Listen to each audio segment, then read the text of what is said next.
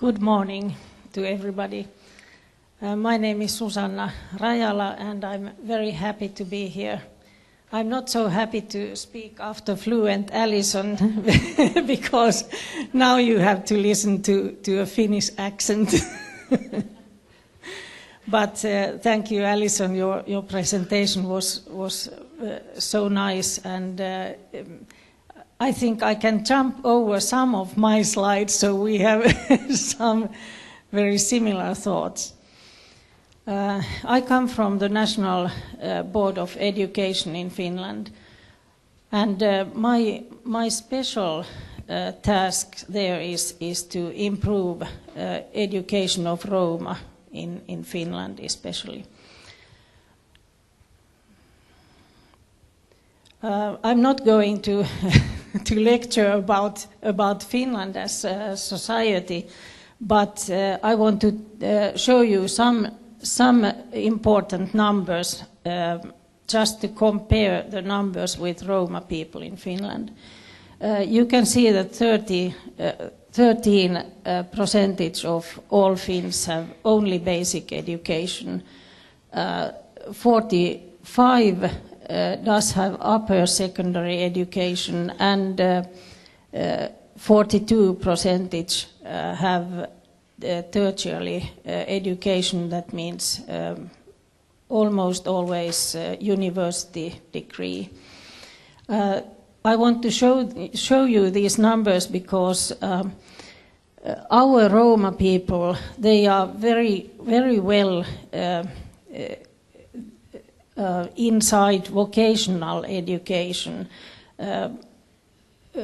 According our newest numbers, almost 40% of all Roma in Finland have vocational education, but the university level is very low, and that's what why it differs so radically from us others.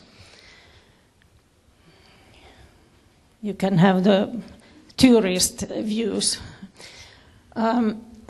This is a very quick reminder that according to our constitution, every child has the right to basic education free of charge, and also we have to guarantee continuing education to everybody.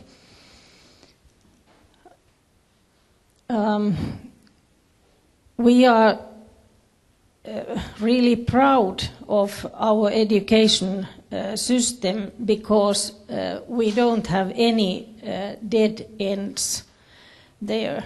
So you can see that even if you choose wrong, you always had the path somewhere else.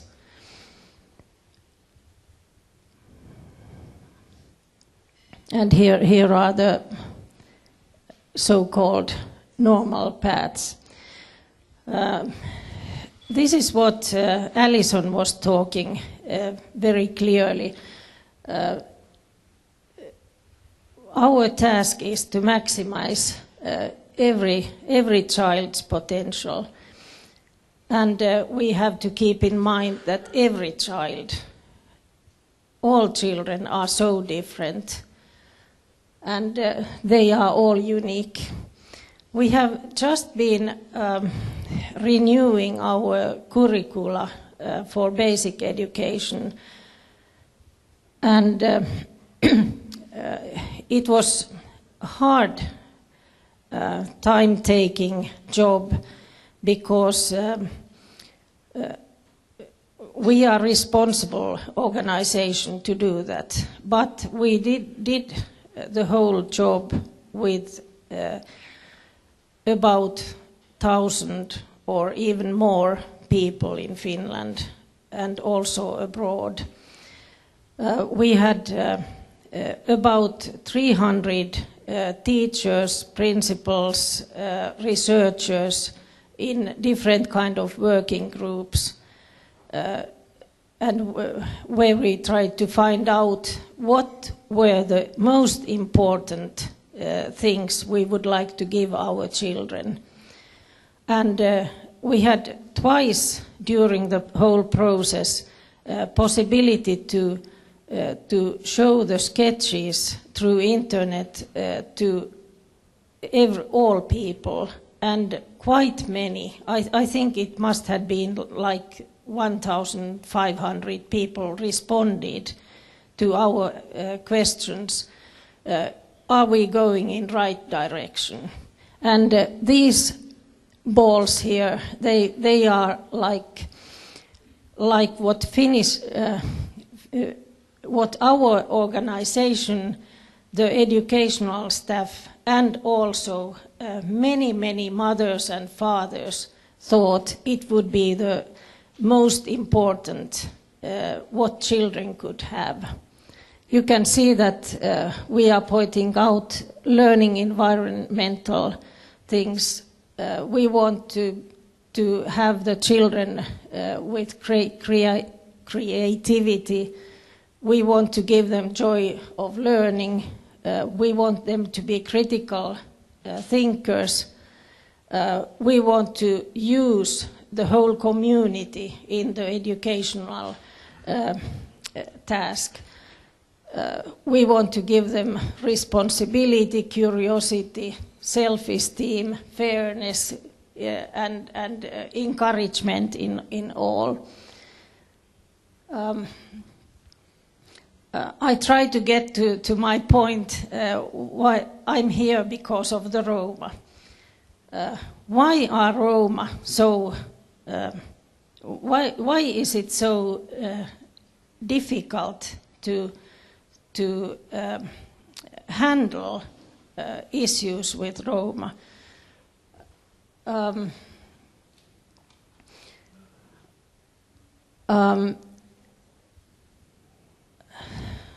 I think the whole inclusion is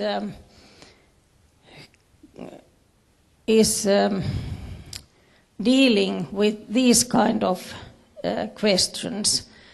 If all children are so unique, and if all children have special needs in some way, so our legislation at the moment is this is like a nutshell of the support to every child. Every child must have general support whenever he or she needs it. Then we have a teacher can go a little bit more far with intensified support, and that means that she's or he is doing a learning plan to the child, and if that doesn't help, the intensified support, that in practice means usually different kind of involvement, multidisciplinary work, different kind of maybe social and healthcare people, assistants, also family support is very strong there. And if nothing of that reaches the child, then we have, according to the legislation, possible to do so-called administrative decision and give the child special support. But this whole means that all children are in the nearest school. That is the main thing, that our families are kind of, they are used to the idea that all children, deaf children, blind children, children in wheelchair, Roma children, everybody go to the nearest school. We like the idea that they walk there alone and they are taking responsibility of themselves very early in their lives.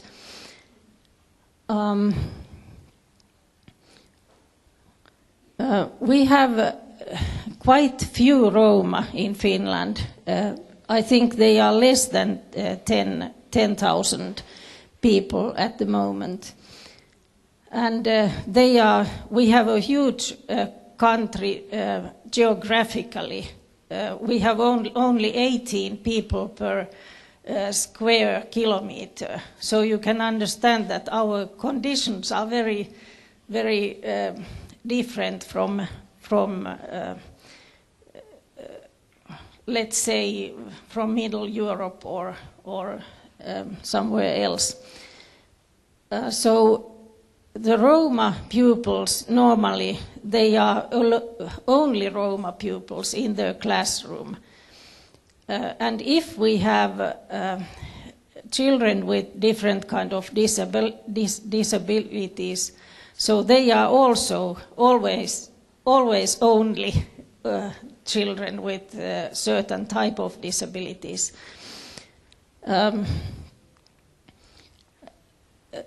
I have heard quite often when I come to big Roma countries, so I have heard that your Roma are so, they have money and they are so well integrated and so on. But I want to show that this has not been the case very long. This is from the 50s. Can you imagine? I hope that you can imagine a kind of maybe 80 centimeters of snow on the top of the roof. So you can imagine the conditions they have been living in Finland. And I think this is the reason why they are tough people. They know that they have survived in Finland. And if you look at the picture, you understand why. This is a very typical home of Roma today. So I don't know the word, Alison, what is the, when you come from down, up, race. So I think the race has been tremendous. This slide shows you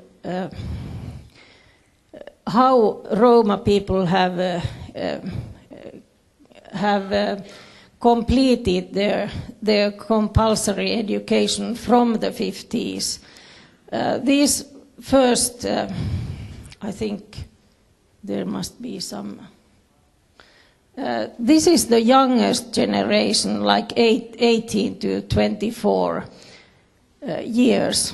So you can see that 84% of all, 100% of female have succeeded to complete their basic education, but 84 of all. But you can see that in the 50s, this is from 65 years up. From the 50s, it was only 25% of Roma that succeeded. And it's very typical for us that the female Roma, this is only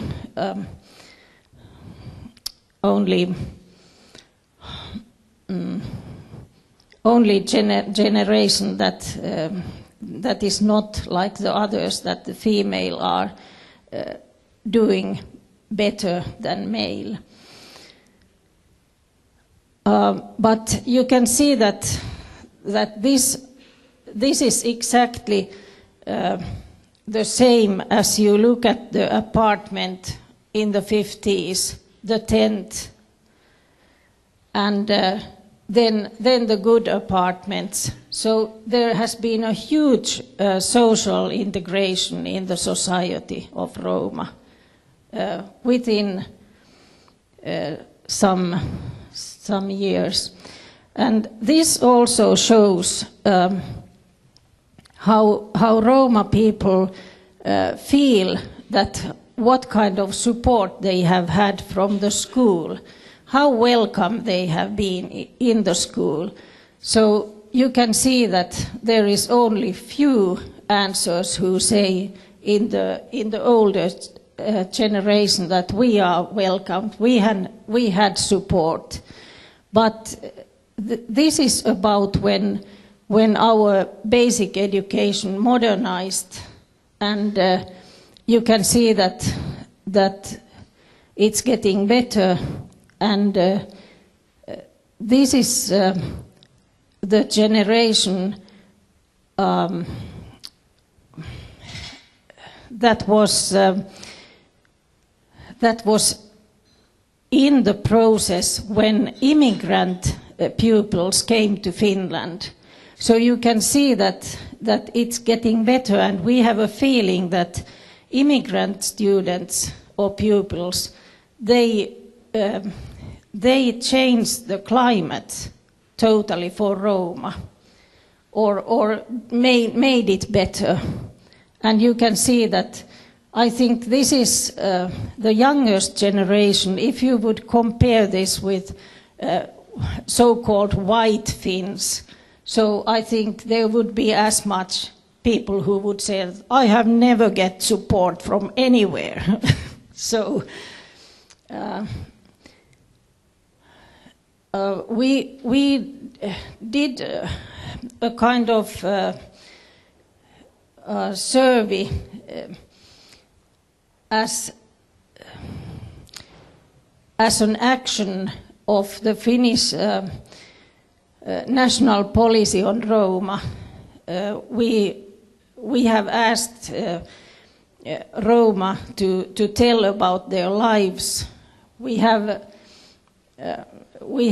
made it in very good cooperation with Roma families and Roma organizations, and we actually made this review public yesterday.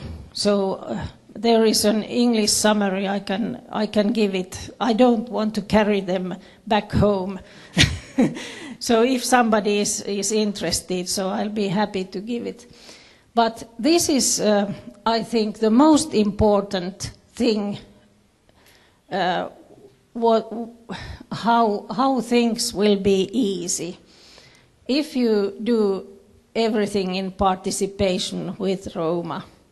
We have built from the, I would say, from the 70s, a very trustful relationship with Roma people in Finland. And these are my colleagues. She is my boss, and she is my closest colleague.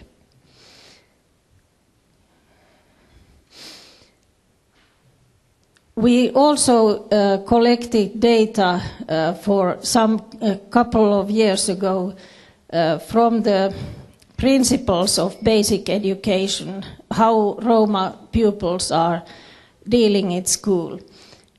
And we noticed that they still, as you could see, there is today 16% of all Roma pupils who are not doing the basic education, who are not completing it.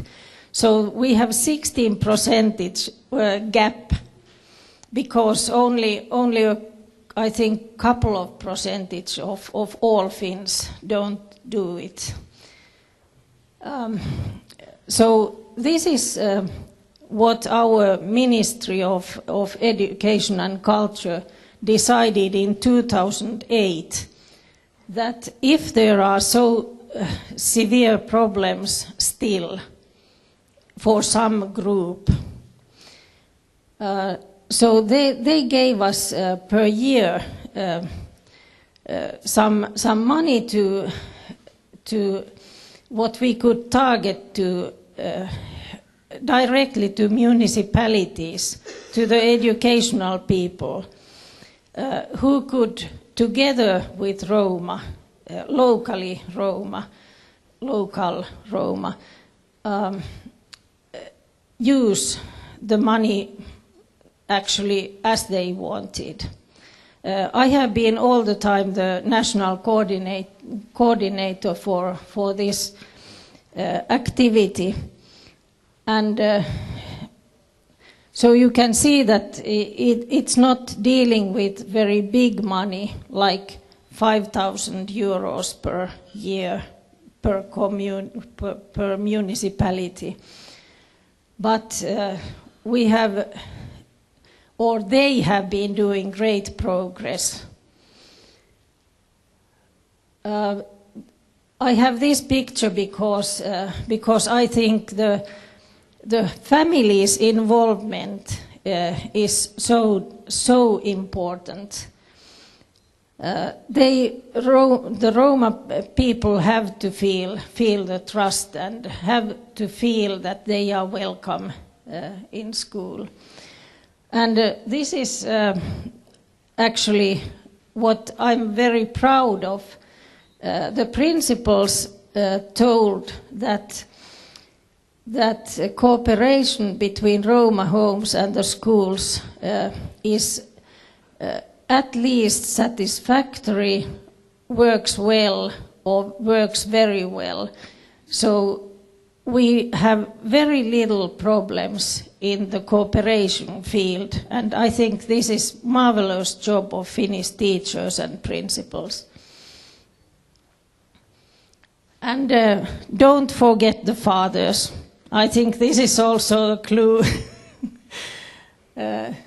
These are from Eastern Finland, very proud fathers. I can still remember one seminar when we had good specialists speaking, and the fathers were sitting very back in the room, and then they started to come in queue, and everybody was like, oh, what happens now? And then they came to the lecturer and said, thank you for coming here. And they had listened every word. Do I still have, how many minutes or seconds? 5. So this I want to show you because we have these so-called developing municipalities where they have this small money. So we ask the principals in those municipalities where they had the money and those municipalities where they didn't had applied for any money. So we asked what kind of what is the general school performance for Roma pupils? And we noticed that the bright pupils, these green, that doesn't differ. They don't need help. They are very straightforward Roma pupils. They don't need any help. This is exactly the same if they have this developing money or not. But we found out that it has been helped those Roma who are not so well in general performing. That was not so astonishing. We trust in every kind of identity support, and that's why it's possible to teach Romani language, and Finnish state supports the municipalities doing it. Our problem is that we don't have teachers enough. This is maybe one of the most important slide in my life. This shows that these municipalities had organized special guidance for Roma pupils in basic education. And these pupils, they had went to further education after basic education, but these hadn't organized special guidance. There is always the normal, so-called normal guidance for everybody, but we noticed that Roma pupils tended to think that if there's the normal guidance, so it's not for us. They are just, the guidances are meant for the white people. And this is very astonishing, but, but we can see that they didn't go to further education if they didn't have guidance of their own. And we give quite many Roma parent seminars with my colleague, also further educate our teachers, and try to speak with municipalities that they could